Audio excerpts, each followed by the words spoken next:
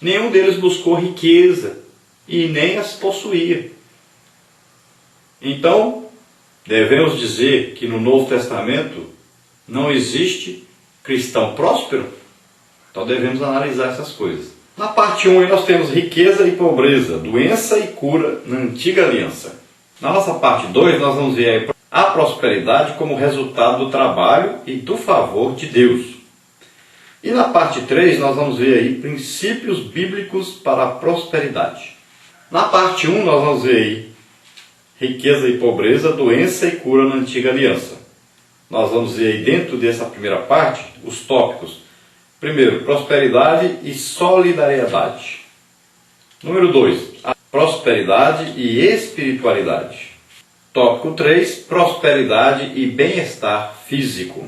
Vamos ver então, nessa primeira parte, riqueza e pobreza, doença e cura na antiga aliança. Número 1, prosperidade e solidariedade. Então, riqueza e pobreza no Antigo Testamento andam lado a lado. Uma leitura cuidadosa ajuda a corrigir duas ideias erradas sobre os conceitos de pobreza e riqueza. A primeira mostra a riqueza como dádiva de Deus e a pobreza como marca do julgamento divino. A segunda associa a riqueza à maldade e a pobreza à piedade. Fica logo perceptível que ninguém é amaldiçoado por ser pobre e tampouco abençoado por ser rico. Tanto o pobre como o rico dependem do favor de Deus. Veja 1 Samuel 2, 7 e 8. A Bíblia mostra primeiramente que os mais abastados devem se importar com os menos favorecidos. Deuteronômio 15, 4 e 11. A prosperidade só se legitima quando converte-se em solidariedade. Então vimos aí que tanto a riqueza como a pobreza andam lado a lado e não indicam comunhão com Deus. Então nós vamos ver aí nessa primeira parte nossa aí, nesse primeiro tópico, falando sobre duas ideias, dois conceitos errados que existem sobre pobreza e riqueza.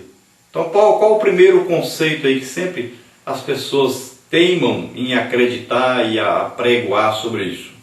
Então a primeira é dizendo que a riqueza é uma dádiva de Deus e a pobreza é uma maldição. Não é assim que nós vamos ver em muitas denominações hoje?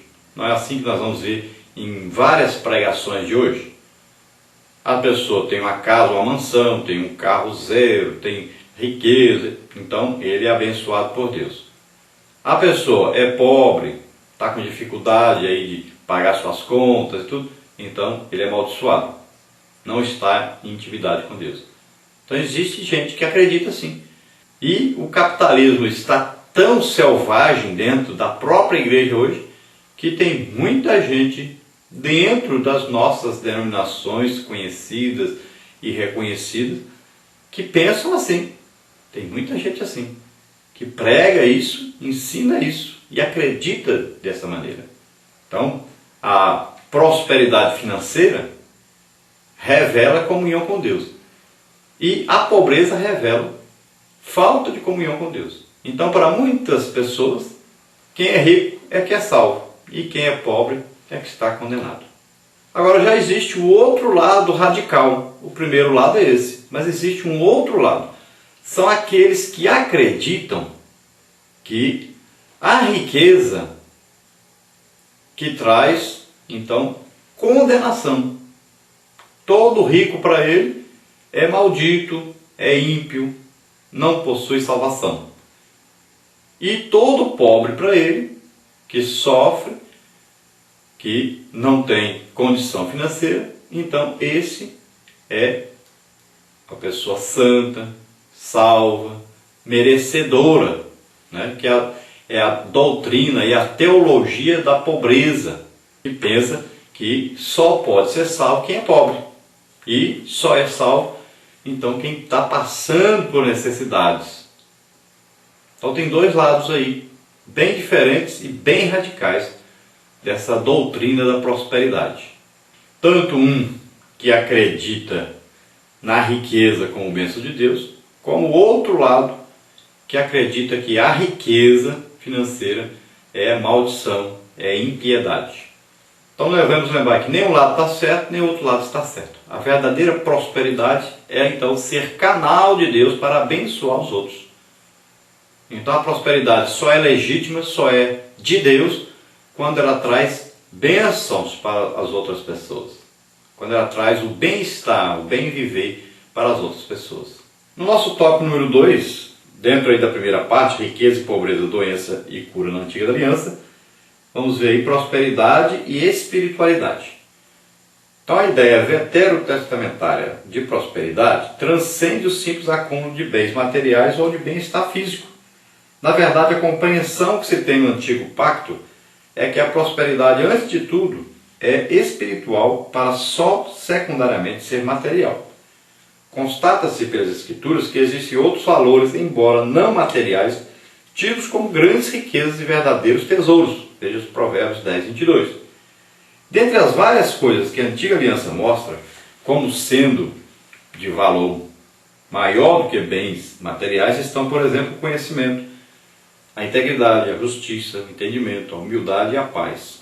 Então nós vemos aí na Antiga Aliança, no Antigo Testamento, que na verdade a prosperidade financeira, prosperidade material, ela vem depois da verdadeira prosperidade, que é a espiritual. Então, as bênçãos materiais acompanham aqueles que já estavam em intimidade com Deus. Agora, não são todos, não é uma regra geral também não, no Antigo Testamento. Se nós olharmos para a vida de Elias, Eliseu, os profetas em geral, eram pessoas prósperas no sentido espiritual, estavam em intimidade com Deus.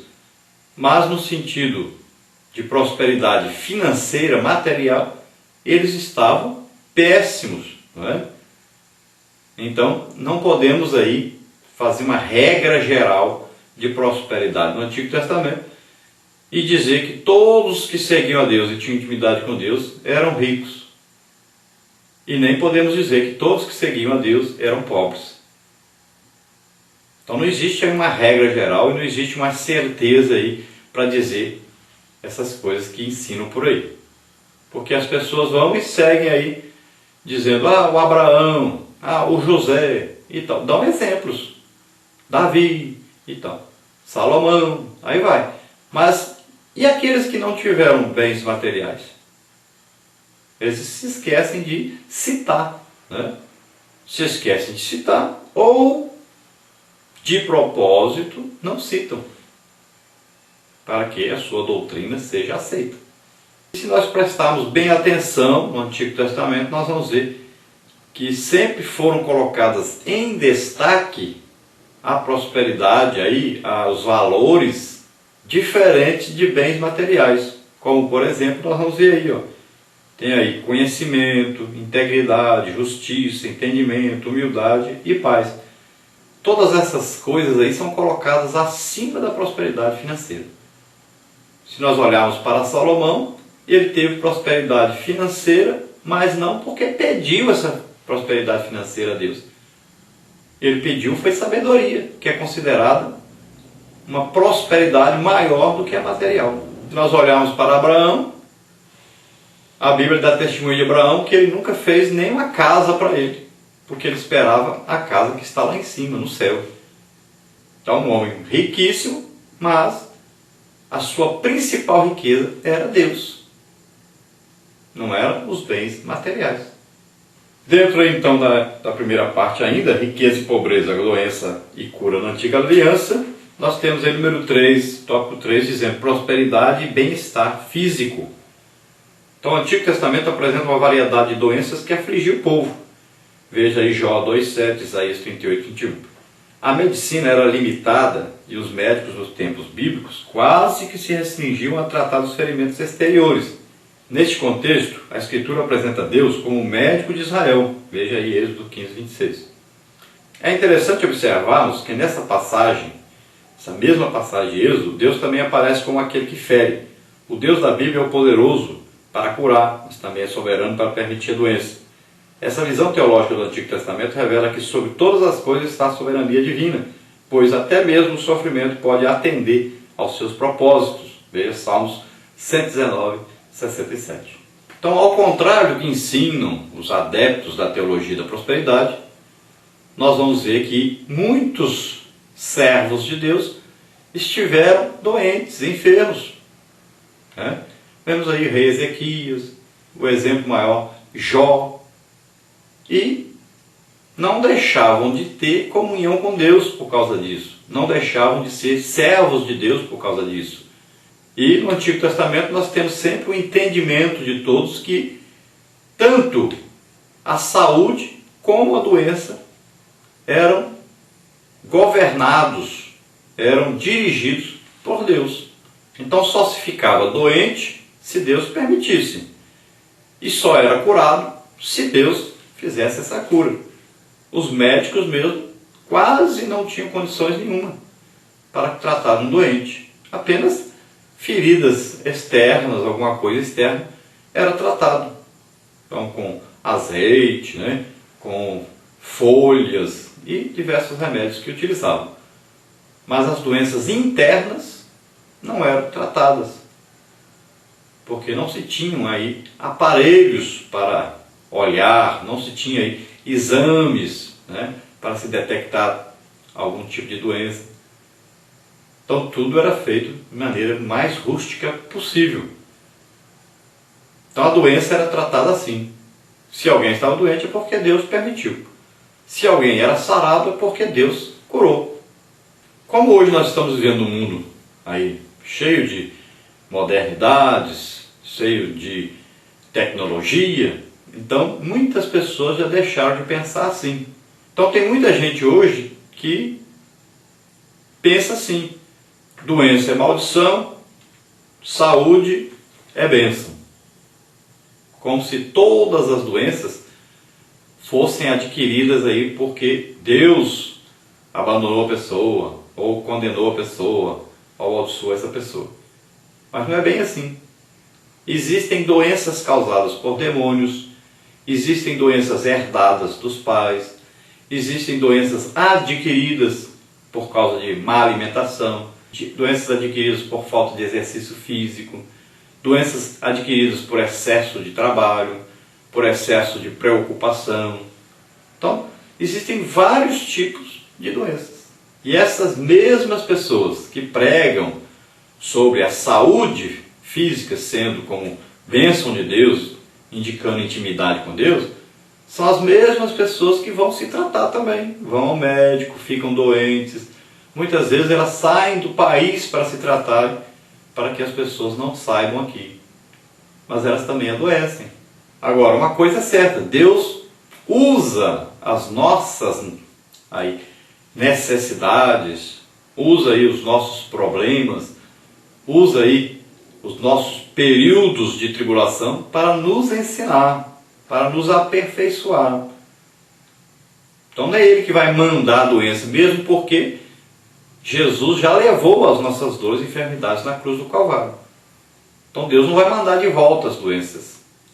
Agora, Ele usa esse momento pelo qual estamos passando aí, enfermidade e doença, para nos ensinar, para nos mostrar a sua presença, para se revelar a nós, porque nesses momentos nós estamos mais susceptíveis, estamos mais aí dedicados a Deus, estamos mais aí abertos à comunicação com Deus.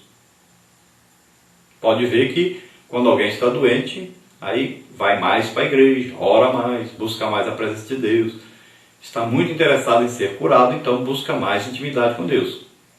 Está com um problema aí de saúde, está aí correndo um risco aí de morte, então busca mais a Deus. Então, esses momentos são importantes também na vida do ser humano. Já pensou se fosse tudo só saúde? Muita gente só se lembra de Deus, só busca realmente a Deus, só vai ter uma intimidade maior com Deus quando passa exatamente por problemas, por tribulações. E a Bíblia está dizendo: no mundo tereis aflições. Jesus disse isso. Paulo explica que a tribulação vai trazer paciência, vai trazer intimidade com Deus, vai trazer experiência. Então, vai trazer bênção. Então é preciso passar pelos momentos bons, mas também é preciso passar pelos momentos ruins.